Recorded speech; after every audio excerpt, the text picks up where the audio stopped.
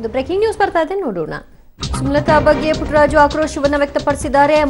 ಮಂಡ್ಯ ರಾಜಕಾರಣದಲ್ಲಿ ಮತ್ತೆ ಬಿಸಿಲು ಪಾಲಿಟಿಕ್ಸ್ ತಾಪವನ್ನ ಪಡೆದುಕೊಂಡಿದೆ. ಜನರ ಬಳಿ ಬಂದು ವೋಟ್ ಕೇಳದೆ ಎಸಿಯಲ್ಲಿ ಕುಳಿತು ವೋಟ್ ಕೇಳೋದು ಎಷ್ಟು ಸರಿ, ಇಲ್ಲಿಗೆ ಬಂದು ಬಿಸಿಲಲ್ಲಿ ನಿಲ್ಲಿ ಗೊತ್ತಾಗುತ್ತೆ ಅನ್ನುವಂತಹ ಸವಾಲ್ ಹಾಕಿದ್ದಾರೆ. ಮಾತನಾಡುವವರು ಜನರ ಮಧ್ಯೆ ನಿಂತು ಮಾತನಾಡಲಿ, ಎಸಿಯಲ್ಲಿ ಕೂತು ಮಾತನಾಡೋದಲ್ಲ ಅಂತ ಪುಟ್ಟರಾಜು ಸುಮಲತಾ ವಿರುದ್ಧ ತಮ್ಮ ವಾಗ್ಪ್ರಹಾರವನ್ನ ನಡೆಸಿದ್ದಾರೆ.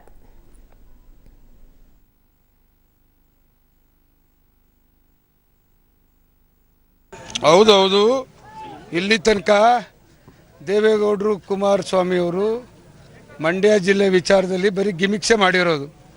1990ರಿಂದ ಈ ಕಾವೇರಿಯನ್ನು ಉಳಿಸ್ಲಿಕ್ಕೆ ಕಾವೇರಿ ಪರವಾಗಿ ದೇವೇಗೌಡರು ಈ ಹಳೆ ಮೈಸೂರು ಪ್ರಾಂತ್ಯದ ಬೀದಿ ಸುತ್ತಿದ್ದಾರೆ, ಸಂಘಟನೆ ಮಾಡಿದ್ದಾರೆ. ಇವತ್ತು ಇಂಥ ಮಹಾನ್ ನಾಯಕರೆಲ್ಲ ಬೀದಿಗಿಳಿದ್ರು, ಅಲ್ಲಾಡ್ಸೋಕ್ಕಾಗಿರಲಿಲ್ಲ ಕೇಂದ್ರ ಸರ್ಕಾರನ. ಬರೀ ಅರ್ಧ ದಿನ ಉಪವಾಸ ಸತ್ಯಾಗ್ರಹವನ್ನು ಕೂತಂಥ ಸಂದರ್ಭದಲ್ಲಿ ಇಡೀ ಕೇಂದ್ರ ಸರ್ಕಾರ ಮಂಡಿ ಊರ್ತು ಕೂರ್ತು.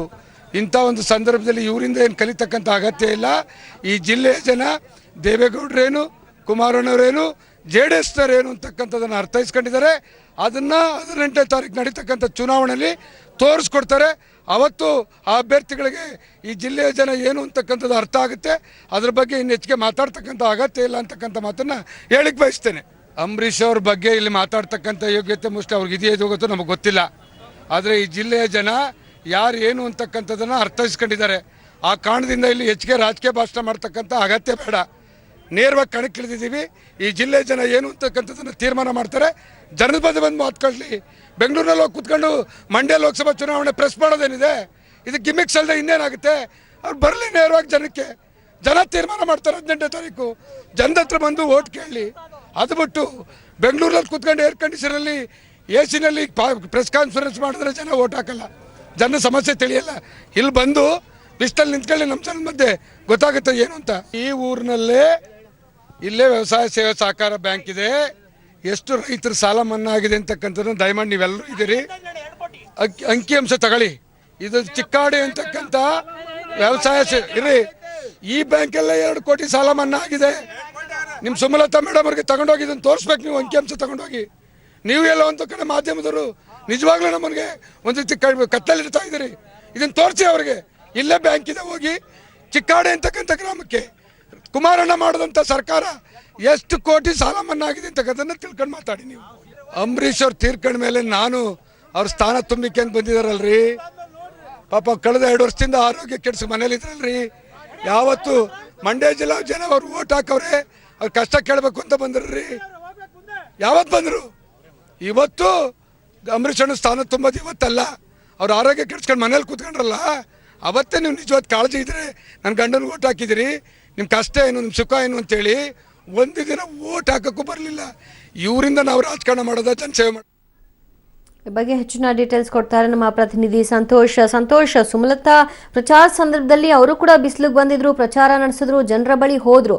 ಬಟ್ ಯಾವ ಅರ್ಥದಲ್ಲಿ ಪುಟ್ಟರಾಜು ಹೇಳ್ತಾ ಇದ್ದಾರೆ ಜನರ ಬಳಿ ಬಂದು ಮಾತನಾಡಿ ಅಂತ? ಸುಮಲತಾ ಅವರು ಮುಖ್ಯಮಂತ್ರಿ ಕುಮಾರಸ್ವಾಮಿ ಅವರ ಬಗ್ಗೆ ಟೀಕೆ ಮಾಡಿದ್ದಾರೆ ಎಂಬ ವಿಷಯಕ್ಕೆ ಪುಟ್ಟರಾಜು ಆಕ್ರೋಶವನ್ನು ಅವರು ಹಾಕ್ತಾರೆ.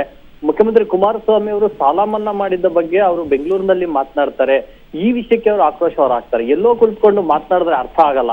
ಯಾಕಂದ್ರೆ ಅವರು ಅದೇ ಸಮಯದಲ್ಲಿ ಚಿಕ್ಕಾಡೆ ಅನ್ನೋ ಒಂದು ಗ್ರಾಮದಲ್ಲಿ ಪ್ರಚಾರ ಕೂಡ ನಡೆಸ್ತಾ ಇರ್ತಾರೆ. ಇದೇ ಊರಿನಲ್ಲಿ ಒಂದು ಬ್ಯಾಂಕ್ ಇದೆ, ಆ ಬ್ಯಾಂಕಿಗೆ ಹೋಗಿ ಕೇಳಬೇಕು ಸುಮಲತಾ ಎಷ್ಟು ಸಾಲ ಮನ್ನಾ ಆಗಿದೆ ಅಂತೇಳಿ. ಆಗ ಅವರಿಗೆ ಅರ್ಥ ಆಗುತ್ತೆ ಅಂತೇಳಿ ಆಕ್ರೋಶದಿಂದ ಮುಖ್ಯಮಂತ್ರಿಗಳ ಕೆಲಸದ ಬಗ್ಗೆ ಈ ರೀತಿ ಮಾತನಾಡಬಾರ್ದು ಅಂತೇಳಿ ಹರಿಹಾಯ್ದಿದ್ದಾರೆ ದಿವ್ಯಾ. ಅಂದ್ರೆ ರಾಜಕೀಯ ಪಟುಗಳು ಗೊತ್ತಿಲ್ಲದೆ ಇದ್ರೂ ಪರವಾಗಿಲ್ಲ, ಅದನ್ನ ಮುಂದಿನ ದಿನಗಳಲ್ಲಿ ಅರ್ಥ ಮಾಡ್ಕೊಳ್ಬಹುದು. ಆದ್ರೆ ರಾಜ್ಯಕ್ಕೆ ಏನ್ ಆಗ್ಬೇಕು ಅಥವಾ ಜಿಲ್ಲೆಗೆ ಏನ್ ಆಗ್ಬೇಕು ಆಗಿಲ್ಲ ಅನ್ನೋದನ್ನ ಫಸ್ಟ್ ತಿಳ್ಕೋಬೇಕು ಅನ್ನೋ ಸಂದೇಶನ ಇದು. ಅದೇ ಅರ್ಥದಲ್ಲಿ ಇವತ್ತು ಸಚಿವ ಪುಟ್ಟರಾಜು ಮಾತನಾಡಿರ್ತಕ್ಕಂಥದ್ದು. ಆರೋಪ ಮಾಡ್ತಿದ್ದೀರಿ ಸರಿ, ಆದ್ರೆ ಆರೋಪ ಎಷ್ಟು ಸತ್ಯ ಅನ್ನೋದನ್ನ ನೋಡ್ಕೊಂಡು ಮಾತಾಡ್ಬೇಕು. ಯಾಕಂದ್ರೆ ಸಾಲ ಮನ್ನಾ ವಿಷಯದಲ್ಲಿ ಕುಮಾರಸ್ವಾಮಿ ಅವರನ್ನ ನೀವು ಟೀಕೆ ಮಾಡ್ತಾ ಇದ್ದೀರಿ. ಆದ್ರೆ ಟೀಕೆ ಮಾಡುವ ಮುನ್ನ ನಿಮ್ಮ ಕೊಡುಗೆ ಮಂಡ್ಯ ಜಿಲ್ಲೆಗೆ ಏನಿದೆ ಅಂತ ಹೇಳಿ ಪ್ರಶ್ನೆ ಮಾಡ್ತಾ ಇದ್ದಾರೆ. ಅದ್ರ ಜೊತೆಗೆ ಅಂಬರೀಷ್ ಅವರ ಋಣ ತೀರ್ಸಕ್ಕೆ ಬರ್ತಿದ್ದೀನಿ ಅಂತಕ್ಕಂಥ ಮಾತನ್ನ ಸುಮಲತಾ ಹೇಳ್ತಾರೆ. ಆದ್ರೆ ಅಂಬರೀಷ್ ಅವರು ಅನಾರೋಗ್ಯದಿಂದ ಜಿಲ್ಲೆಯ ಕಡೆ ಹೆಚ್ಚು ಬರ್ಲಿಲ್ಲ. ಆ ಸಂದರ್ಭದಲ್ಲಿ ಸುಮಲತಾ ಏನ್ ಮಾಡ್ತಿದ್ರು? ಕೆಲಸ ಮಾಡೋರಾಗಿದ್ರೆ ಆಗ್ಲೇ ಮಾಡಬಹುದಾಗಿತ್ತು. ಆದ್ರೆ ಯಾವುದೇ ಕೆಲಸ ಮಾಡ್ದಲೇ ಮುಖ್ಯಮಂತ್ರಿಗಳ ವಿರುದ್ಧ ಮಾತನಾಡ್ತಾರೆ ಅಂತ ಹೇಳಿ ಅವರು ಆಕ್ರೋಶವನ್ನು ಹೊರಹಾಕಿರೋದು. ಥ್ಯಾಂಕ್ ಯು ಸಂತೋಷ್ ನಿಮ್ಮೆಲ್ಲ ಮಾಹಿತಿಗೆ.